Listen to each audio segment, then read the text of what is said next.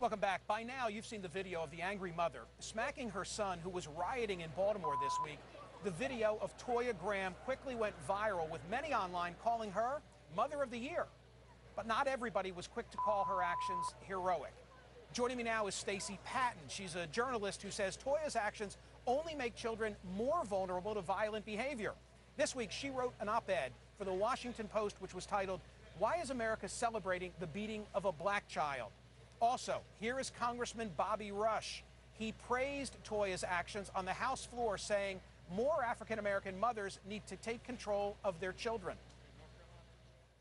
Beside me today is an image that many across the nation have seen, the image of a strong black mother giving her son what I would call a love whooping to snatch him back from the grips of senseless violence that is currently plaguing the city of Baltimore, Maryland. Stacey Patton and Congressman Bobby Rush both joining me now. I heard from radio callers all week long similar sentiments to those that were expressed by Congressman Rush on the floor of the House. What are they missing? They're missing the point that whipping a child, being violent with a child, is not going to do a whole lot to stem the sociological problems that they're citing. Violence in the streets, young people ending up in jail. All the science that we have 50 years of science that shows that when you physically discipline children, it amps up aggressive behavior. It drives juvenile delinquency underground. So you're actually putting children at risk for committing the kinds of behaviors that you're trying to prevent through violence. But yours was not just a corporal punishment argument. I read it very carefully. You also say that it puts the onus, it puts the focus on young African-American men and overlooks the drivers of that bad behavior. Yes, it does.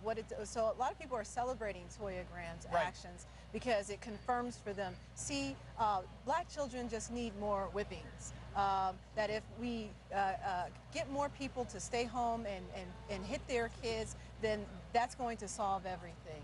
And it obscures the fact that she is parenting under sociological conditions that make her violence and her fear directed at her son necessary in the first place. Congressman, react to that if you would. I know that next weekend is Mother's Day, and you would like individuals to wear yellow ribbons in celebration of that mother that we saw in Baltimore.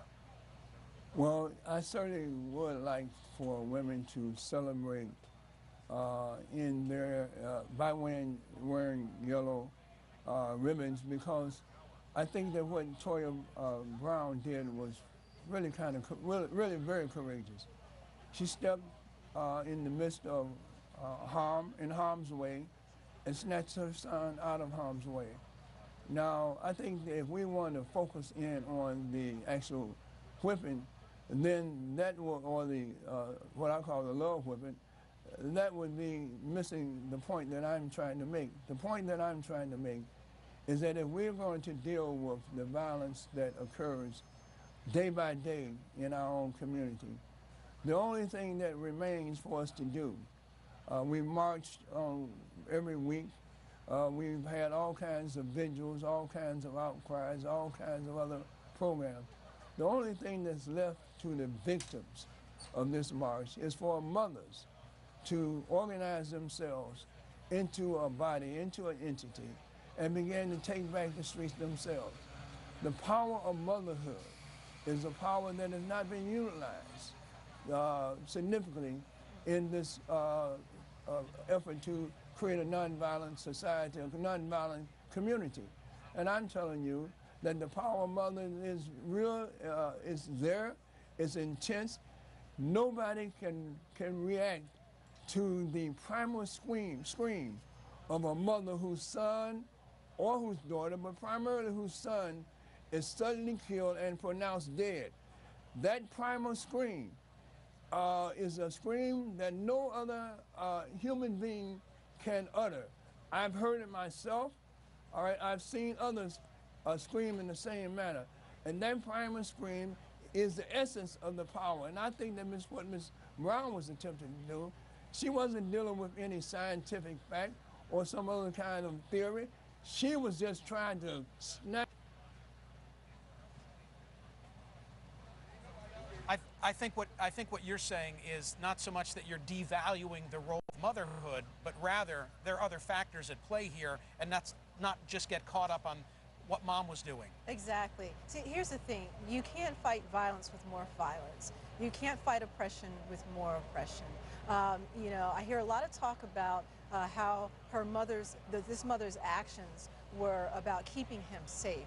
But the irony is all week long, we've been hearing calls from, you know, the president, from city officials, from activists, from clergy, saying, stop the violence, stop the violence. But then we see this clip of a mother wailing on her son, which is an act of violence, and we applaud it. And so the violence is hitting a child is not going to save them from being beaten by the police or killed or even from jail. The statistics and the names of the dead bear this out. What would you say to a critic of your piece who says, well, you're giving absolution to young African-American men who do step out, who are violent, who are breaking the law? I mean, there's got to be an element of personal responsibility here for them.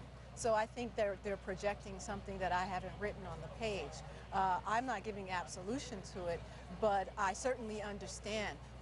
You know, Dr. King said, you know, a riot is the language of the unheard. We've had decades and decades of hopelessness and disenfranchisement, and you're dealing with young people whose brains aren't completely formed yet, who are fueled by testosterone. These are young people who are traumatized, who are, you know, on a day-to-day being told that their lives don't matter, and people aren't listening to them. People aren't investing in their lives. So what else is there to do but to pick up a rock? I understand the violence. I'm not saying, you know, we should go burn down our communities and be violent, but I definitely understand.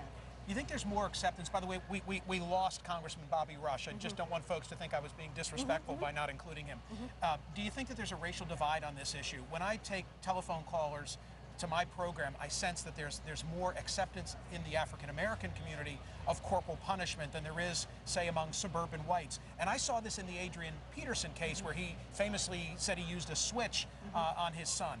I don't think there's a racial divide. The statistics show that 90% of Americans, you know, agree with some form of corporal punishment or they've used it. I think there is a racially inflected tone to how we talk about it. It seems that African Americans are prompted up as the emblems of people who are, you know, brutalizing their children.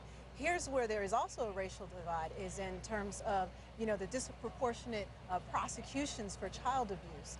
You know, African Americans are much more likely to be arrested, charged, and imprisoned for abusing their kids compared to whites. And also the rates of foster care placement. You know, black children are more likely to be placed in foster care as a result of abuse. I thought your piece was great, and I just will tell you that day one, like many others, when I saw the video, I was of the way to go mom mindset. Then your piece hit in the Washington Post 24 hours later, and I found myself saying, well, wait a minute, you know, there's more here to be thinking about. Definitely. So definitely. thank you. Thank you so much. Appreciate you being here. Yes. Thank you, Stacey Patton. Thank you, Congressman Bobby Rush.